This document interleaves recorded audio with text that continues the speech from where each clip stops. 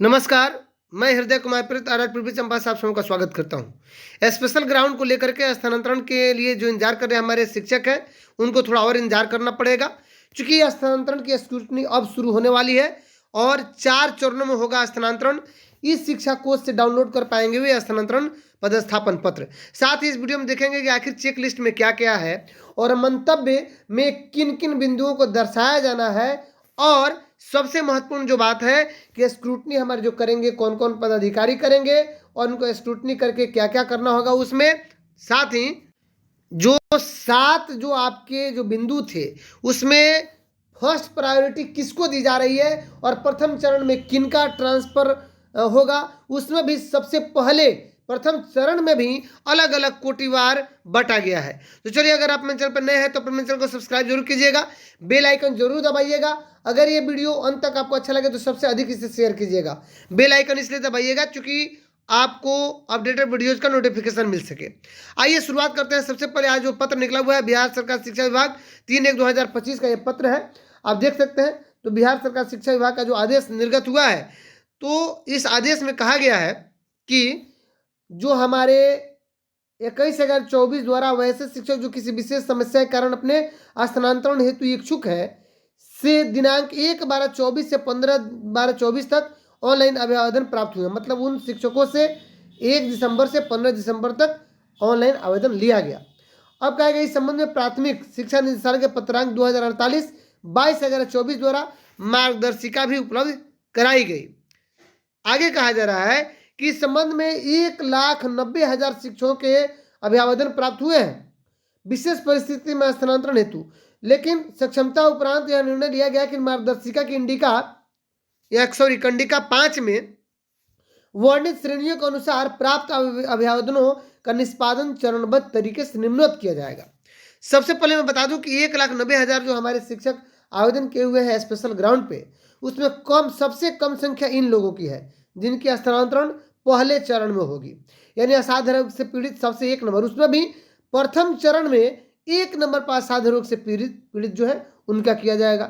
उसके बाद 2 यानी गंभीर रुग्णता, किडनी रोग, हृदय रोग और लीवर रोग। असाध्य रोग में आपका कैंसर वगैरह आएगा, और गंभीर रुग्णता में किडनी रोग, हृदय रोग, लीवर रोग।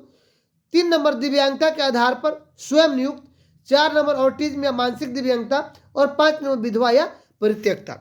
जिनकी संख्या सबसे कम है उनको प्रथम चरण में रखा गया है, और प्रथम चरण में भी आपको सबसे पहले कैंसर से जो पीड़ित अभ्यर्थी हैं उनको रखा गया है, यानी विभिन्न प्रकार के जो कैंसर है, असाध्य रोग, तो उनके संबंध में कहा गया है कि उनके पति पत्नी या माता या पिता या बच्चे के पति पत्नी या बच्चे के संबंध में इस तरह की बातें हैं, तो ये प्रथम चरण में।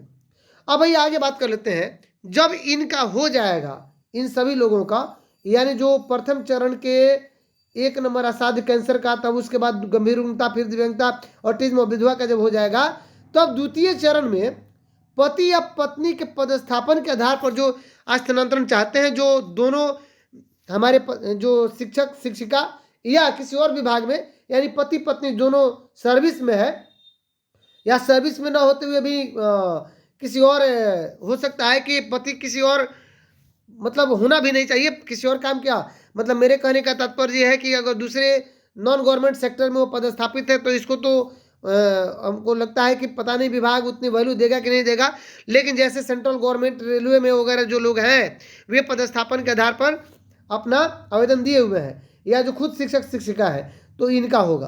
फिर उसके तत्पश्चात तृतीय चरण की बात मैं करूं तो तृतीय चरण में ऐच्छिक स्थान से वर्तमान पदस्थापन की दूरी के कारण शिक्षिका से प्राप्त, यानी सबसे पहले फीमेल का होगा और अंत में मेल का होगा जो दूरी के कारण। यानी पहले सबसे पहले आपने देख लिया किनका, जो रोग से असाध्य रोग से पीड़ित वगैरह, दिव्यांग और विधवा परित्यक्ता। उसके बाद पति पत्नी के पदस्थापन वाला द्वितीय चरण में।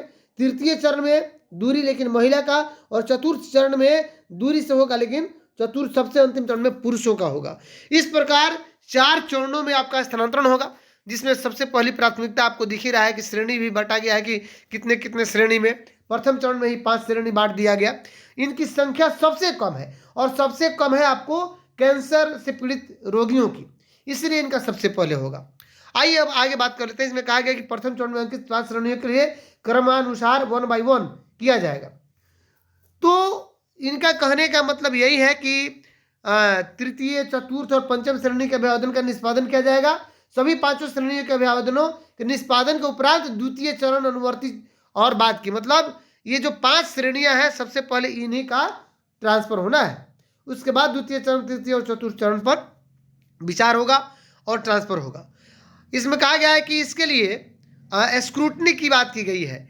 सभी आवेदनों को श्रेणीवार एवं चरणवार बारी बारी से प्रिंट कर स्क्रूटनी हेतु प्रतिनियुक्त पदाधिकारियों की संख्या के अनुसार बंडल तैयार कर सीलबंद लिफाफे में निदेशक प्राथमिक शिक्षा के समक्ष प्रतिनियुक्त पदाधिकारियों को उपलब्ध कराया जाएगा। अब इसमें ये जो हमारे पदाधिकारी हैं नियुक्त हो चुके हैं, उनकी प्रतिनियुक्ति हो चुकी है। जैसे आप श्री शाहजहां उप सचिव, जावेद हसन अंसारी उप निदेशक, सुश्री विनीता विशेष कार्य पदाधिकारी, तो इस कार्य पदाधिकारी इसी तरह करके यहाँ 16 पदाधिकारियों की नियुक्ति कर दी गई है।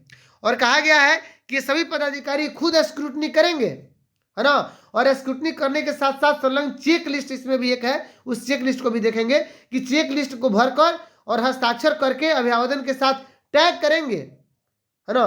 इसमें यह भी कहा गया है कि ये जो भी पदाधिकारी हैं ये अपने अधीनस्थ प्रशाखा पदाधिकारी या सहायक प्रशाखा पदाधिकारी या डाटा एंट्री ऑपरेटर का सहयोग नहीं लेंगे और स्क्रूटनी उपलब्ध कागजात के आधार पर ही किया जाएगा। जो हमारे टीचर महोदय लोगों ने क्या किया है, आवेदन किया हुआ है। आवेदक से संपर्क नहीं करेंगे, सबसे इंपॉर्टेंट बात है कि आवेदक से संपर्क नहीं करेंगे। स्क्रूटनी के बाद सभी आवेदनों को चेकलिस्ट सहित सीलबंद लिफाफा में सील किया जाएगा और बंद कर निदेशक प्राथमिक शिक्षा को उपलब्ध कराया जाएगा, ताकि पता नहीं चल सके किसका हो रहा है, किसका नहीं हो रहा है और किसकी क्या खामियां है। क्योंकि चेक लिस्ट में सब कुछ ये निकल के सामने आ जाएगा कि किसका ट्रांसफर होगा और किसका नहीं होगा, किसको रद्द कर दिया गया स्क्रूटनी में। और कहा गया है कि प्राप्त जो चेकलिस्ट के अनुसार इस शिक्षा कोर्स में आवश्यक प्रविष्टि की जाएगी, यानी उसी चेकलिस्ट के आधार पर इसकी प्रविष्टि होगी और उसके बाद विभाग के स्तर से श्रेणीवार यानी क्रमानुसार इस शिक्षा कोर्स के माध्यम से सरकार द्वारा निर्धारित नीति के अनुसार स्थानांतरण यानी श्रेणीवार होगा।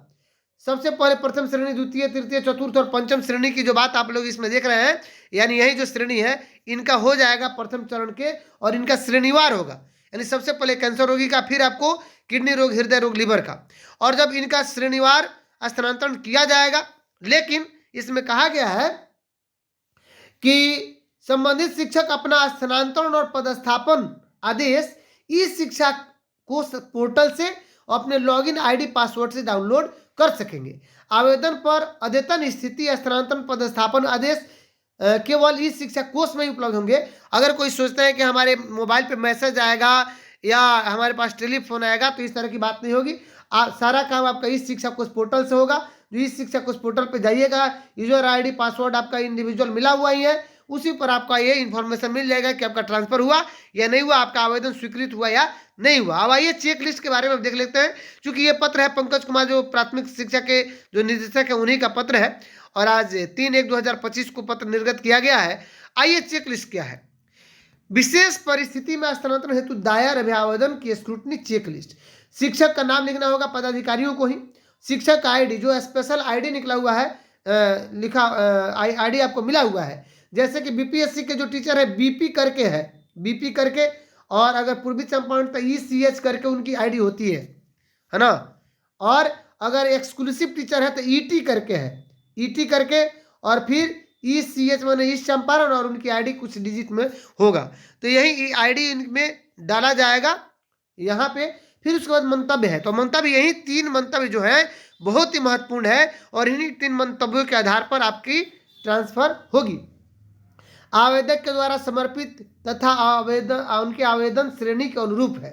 यानी जो आवेदक ने जो अपना आवेदन दिया, जो गलत चीज नहीं लिखा है और उनकी श्रेणी के अनुरूप है, यानी जो मतलब अगर असाध्य रोग से पीड़ित है तो उस श्रेणी में उन्होंने दिया है ना।